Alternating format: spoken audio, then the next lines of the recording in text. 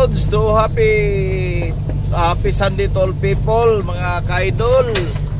So mo ni agi repair sa lagaw matao karong Domingo mga Lods. So diara gi-repair kadalan sa lagaw matao mga Lods. So mo ni trabaho dire sa lagaw matao.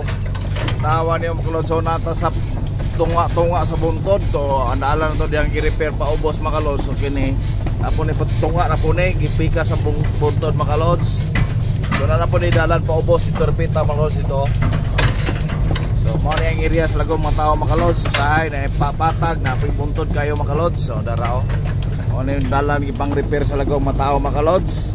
So wala na ipison mo ni grader magpitat siray bakhoray magpison kuan mga Lods buhat. So mayong hapon niyong tanan.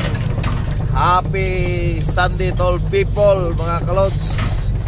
So enjoy lang sa work mga Kalods. Ara mo ni sa patong ni sa kuan bunga ni ang bukid mga Kalods. So mga Kalods, so pangpang lang kayo na sa mga Kalods. So pangpang lang kayo na sa mga Kalods. Siguro makasulod ang bakho mga Kalods. Pangpang lang kayo na hapog na. So mo na itong dalan gipang repair itong agi. So mo ni sa main road nga dalan mga Lods, main road. Mo na i-repair sa lagaw matao. So diri na punta pasulod na po ni sa block.